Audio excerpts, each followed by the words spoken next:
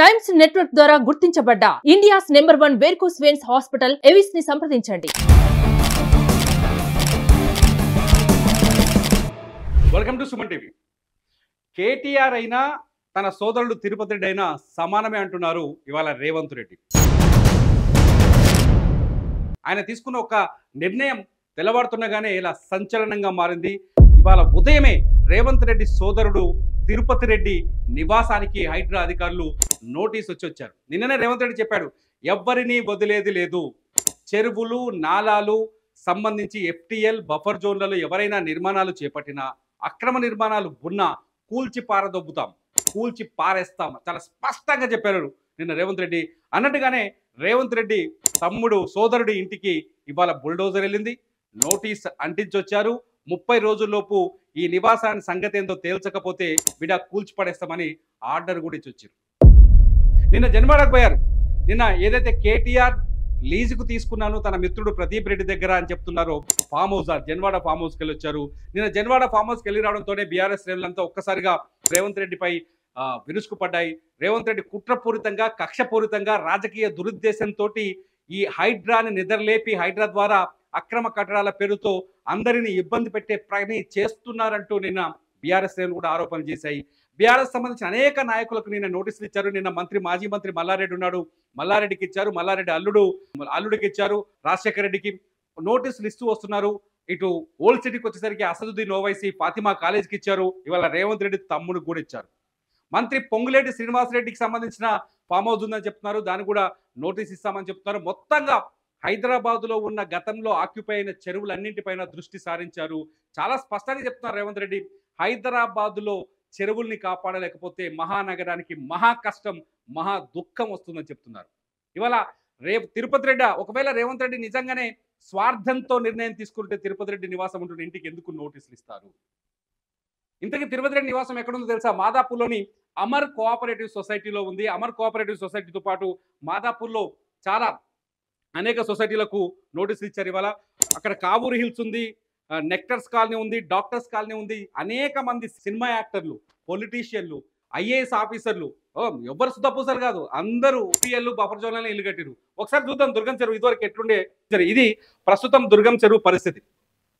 ఒకసారి చూడండి, ఇది ప్రస్తుతం దుర్గం చెరువు పరిస్థితి. ఇగో గోడ కట్టి పడేసారు.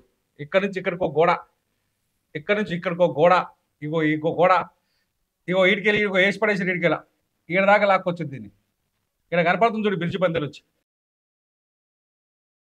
ఒకసారి నేను చేస్తున్న స్కెచ్ చూడండి ఎక్కడ దాకా పోయిందో దుర్గం చెరువు.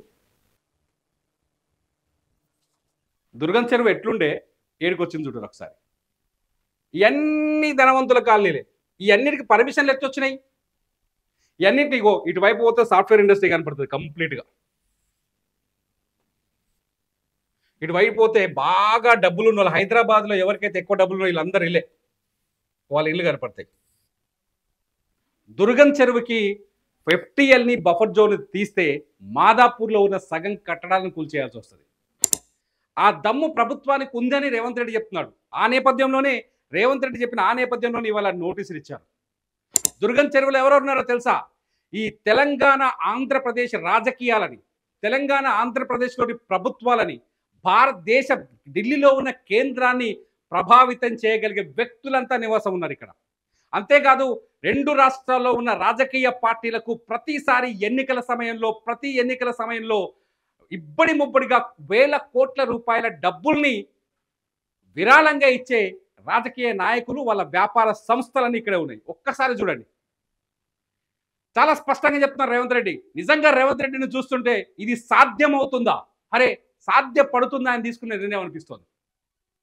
ఎందుకంటే ఏ రాజకీయ నాయకుడైనా అధికారంలోకి వచ్చిన తర్వాత బోల్డ్ అంతా సంపాదించుకుంటాడు, తరతరాలు కూర్చొని తినేంత సంపాదించుకుంటాడు. కానీ రేవంత్ రెడ్డి ఏం చెప్తున్నాడు తెలుసా?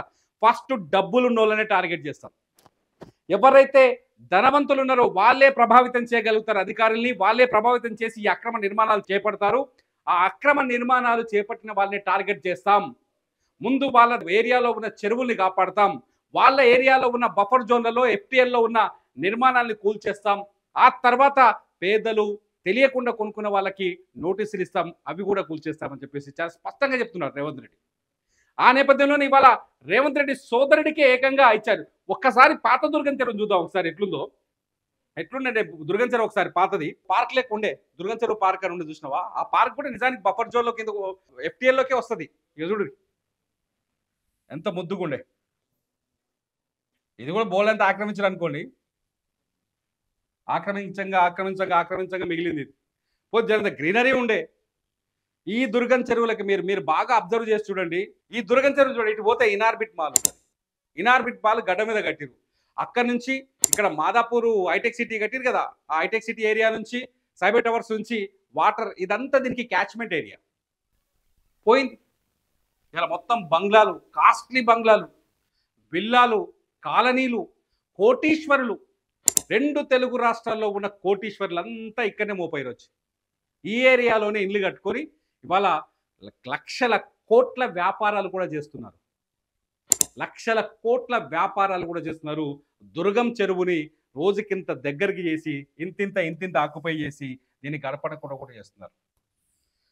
నాకు తెలిసి మన పిల్లలు చూస్తారేమో కానీ మన తర్వాత వాళ్ళ పిల్లలైతే దుర్గం చెరువుని చూడండి మర్చిపోతారు. దుర్గం చెరువు అనే ఒక బోర్డు పెట్టి దాన్ని ఒక కాలనీ పేరు మార్చేస్తారు. ఇది గ్యారంటీ, తిరిగే లేదు. ఒక 2 తరాల తర్వాత దుర్గం చెరువు అనేది ఒక కాలనీ కింద మారిపోతుందని అర్థమవుతుంది. ఎందుకంటే హైదరాబాద్లో చాలా ఉన్నాయి. బతుకమ్మ కుంట, నల్ల కుంట, తూమ్ కుంట, ఈ కుంట, ఆ కుంటలన్నీ. ఈ కుంటలన్నీ ఒకప్పుడు చెరువులే. ఆ చెరువులన్నీ కాలనీలుగా మారిపోయాయి. దుర్గం చెరువు కూడా త్వరలోనే కాలనీగానో లేకపోతే ఒక బిజినెస్ జోన్ గానో మారిపోయే అవకాశం కనిపిస్తుంది. చూద్దాం, సేమ్ చూస్తారా? మీరేమంటారు? రేవంత్ రెడ్డి తన సోదరుడికి నోటీసులు ఇవ్వడాన్ని మీరేమంటున్నారు? తన సోదరుడు నివాసం ఉంటున్న ఇంటికి నోటీసులు ఇవ్వడాన్ని మీరేమంటున్నారు? నాకు తిరుపతి రెడ్డి అయినా గంతే, కేటీఆర్ అయినా గంతే అంటున్నారు రేవంత్ రెడ్డి. దీన్ని మీరే విధంగా చూస్తున్నారు? కామెంట్ చేయండి. మీ కామెంట్స్ పైన నేను మరో వీడియో చేస్తాను. చూస్తూనే ఉండండి సుమన్ టీవీ. మీ బిజినెస్ ఏదైనా మీ ఊర్లో ప్రమోషన్ చేయాలంటే అది సుమన్ టీవీతోనే సాధ్యం. ఇప్పుడే సంప్రదించండి.